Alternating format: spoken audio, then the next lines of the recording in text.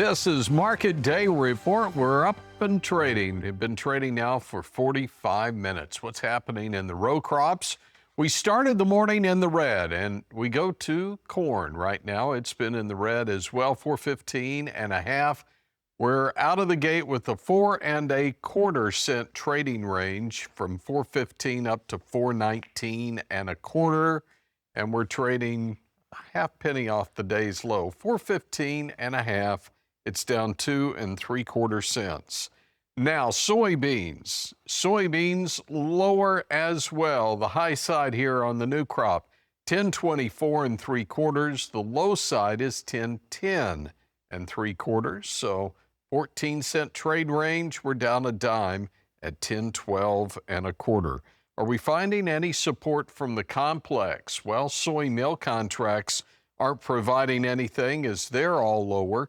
And bean oil, all lower, but everything still with the 50 or 51 to lead off. The wheat market, Chicago, 503 1/4. That's on the December. It's down 3 1/4. Hard red down 2.5, 487 1/4. Spring wheat lower across the board. Sherman Newlin's with risk management commodities, and wow, he's in the combine today. Sherman, great to see you. Yeah. It looks like corn. Yeah. We finished soybeans earlier in the week, and we moved on to corn here, and that's what we're going to be on for the rest of the season here, trying to get our corn out. Okay, so what are we finding right now as you're chopping away here? Good yields?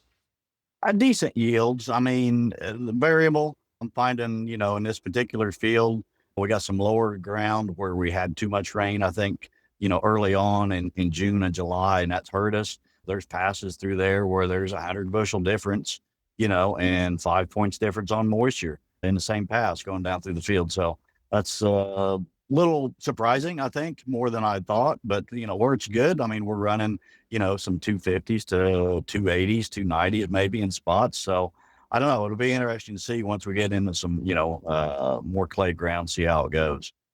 I've been hearing from some producers who have just said, look, we're not giving it away this year. And for some of them, they haven't had on-farm storage in the past, so they've gone to bagging some of this as well. What are you hearing right now? Are we looking at storing, or will some look to just go ahead and get it sold to try to get some cash flow? I think a little of both. I mean, storage or DP is going to, cost you some. We do need cash flow right now. There's a lot of bills coming due for a lot of farmers, rent, seed, fertilizer, a lot of things that need to be paid for. So I could see both. I could see guys, selling some off the combine across the scales and then coming back in and maybe owning it with a call or call spreads in case there's more upside, which a lot of times these options will cost just as much or less than what the storage is going to be. So it's better off to maybe go ahead and get that sold, get that cash in hand, but maybe take some of that money and re-own it on paper. All right, Sherman, hang on just a moment. We've got to take a quick break. We'll be back on the other side. More with Sherman Newlin coming up. This is Market Day Report. Okay, 1, 2, 3, 4, 5. Yeah, I had to make sure I was right here.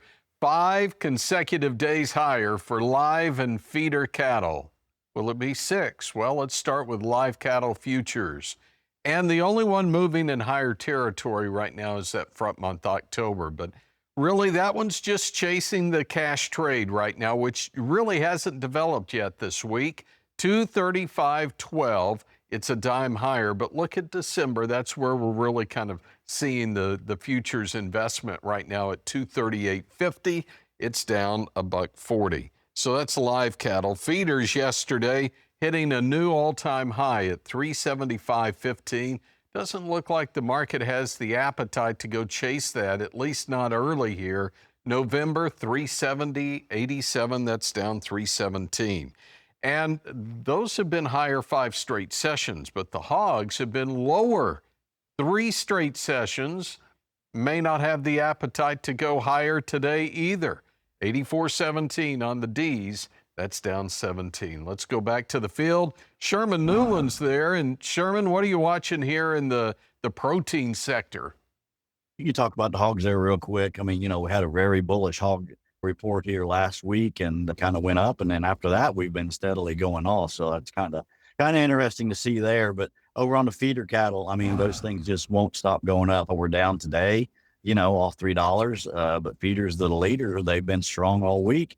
And that comes back to the fact that we're low on feeder cattle supplies. And that's going to remain that way because of the screwworm situation in Mexico. So that situation is not going to ratify itself anytime soon.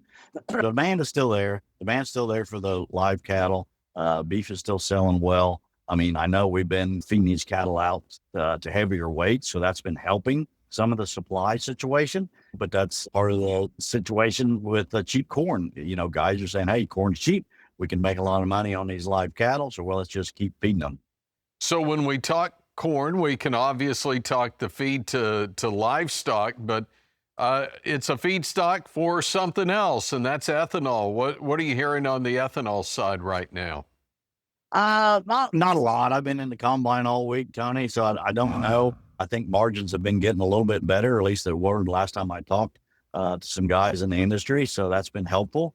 But status quo right now as far as that goes.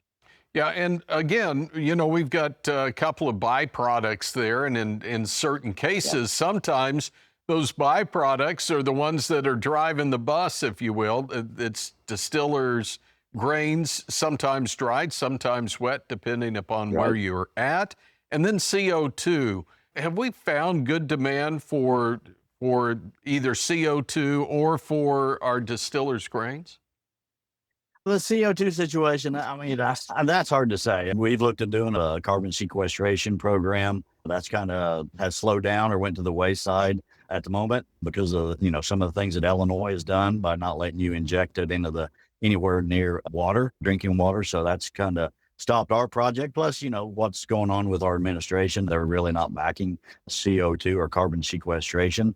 So that's really kind of stopped. One thing we do have as far as the ethanol side is we do have corn oil. That's another product that we also produce, and that's been going pretty well, at least for our plant here locally.